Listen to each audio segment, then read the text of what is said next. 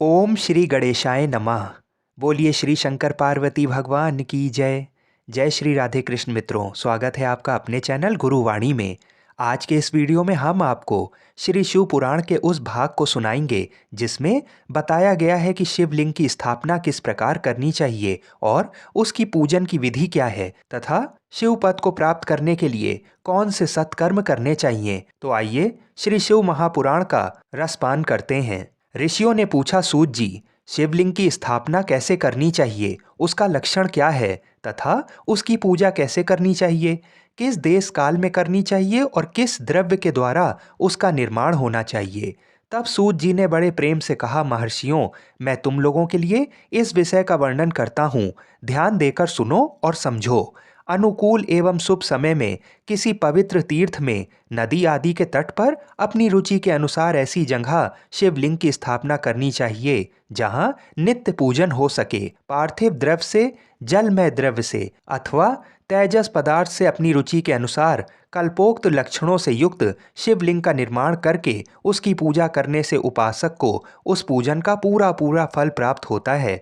संपूर्ण शुभ लक्षणों से युक्त शिवलिंग की यदि पूजा की जाए तो वह तत्काल पूजा का फल देने वाला होता है। यदि चल प्रतिष्ठा करनी हो तो इसके लिए छोटा सा शिवलिंग अथवा विग्रह श्रेष्ठ माना गया है, और यदि अचल प्रतिष्ठा करनी हो तो स्थूल शिवलिंग अथवा विग्रह अच्छा माना गया है। उत्तम लक्षणों से युक्त शिवलिंग की पीठ सहित स्थापना करनी चाहिए। शिवलिंग का पीठ मंडलाकार यानी कि गोल, चौकोर, त्रिकोण अथवा खाट के पाए की भांति ऊपर नीचे मोटा और बीच में पतला होना चाहिए। ऐसा लिंग पीठ महान फल देने वाला होता है। पहले मिट्टी से, प्रस्तर आदि से अथवा लोहे आदि से शिवलिंग का निर्माण करना चाहिए। जिस द्रव्य से शिवलिंग का निर्माण हो उसी से उसका पीठ भी बनाना चाहिए। यही अचल प्रतिष्ठा वाले शिवलिंग की विशेष बात है। चल प्रतिष्ठा वाले शिवलिंग में भी लिंग और पीठ का एक ही उपादान होना चाहिए, किंतु बाण लिंग के लिए ये नियम नहीं है। लिंग की लंबाई निर्माणकर्ता या स्थापना करने वाले यजमान के 12 अंगुल के बराबर होनी चाहिए। ऐसे ही शिवलिंग को उत्तम माना गया है।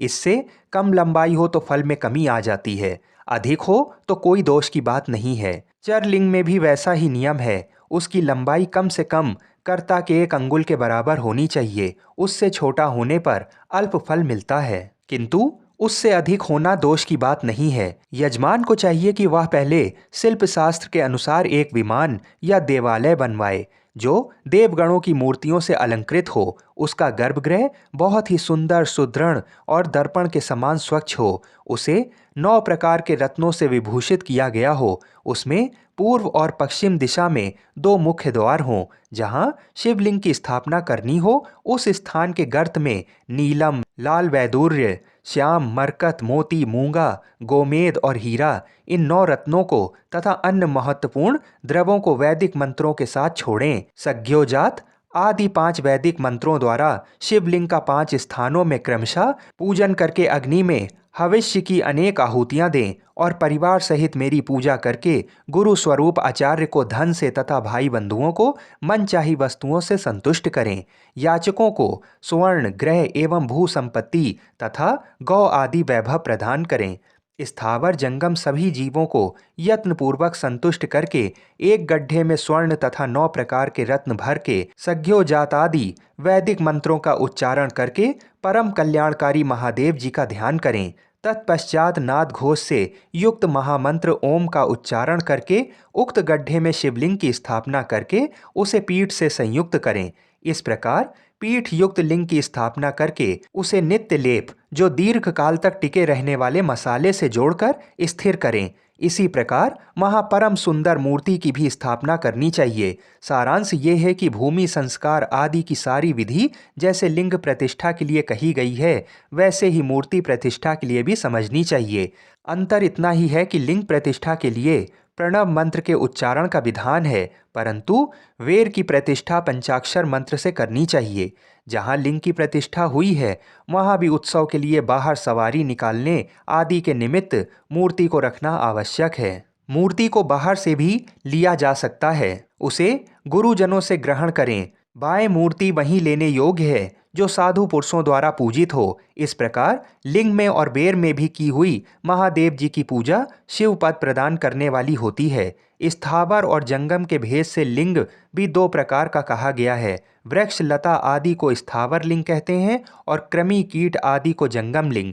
स्थावर लिंग की सींचने आदि द्वारा सेवा करनी चाहिए और जंगम लिंग को आहार एवं जल आदि देकर तृप्त करना उचित है। उन स्थावर जंगम जीवों को सुख पहुंचाने में अनुरक्त होना भगवान शिव का पूजन है, ऐसा विद्वान पुरुष मानते हैं। यूं चराचर जीवों को ही भगवान शंकर के प्रतीक मानकर उनका पूजन करना चाहिए। इस तरह महालिंग की स्थापना करके विविध उपचारों द्वारा पूजन करें। अपनी शक्ति के अनुसार नित्य पूजा करनी चाहिए तथा देवालय के पास ध्वजारोपण आदि करना चाहिए। शिवलिंग साक्षात शिव का पद प्रदान करने वाला है अथवा चरलिंगम में षोडशोपचारों द्वारा यथोचित रीति से क्रमशः पूजन करें। ये पूजन भी शिव पद प्रदान करने वाला है।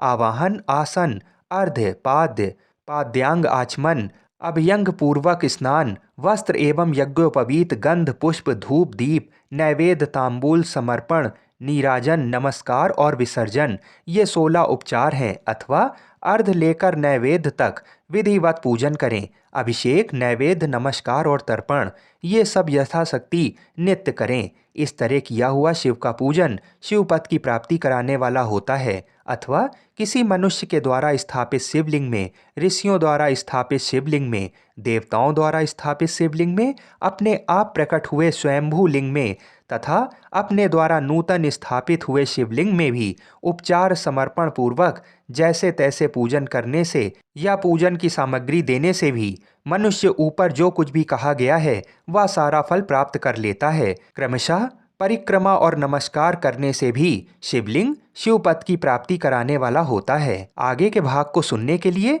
हमारे चैनल को अवश्य सब्सक्राइब करें। हर हर महादेव।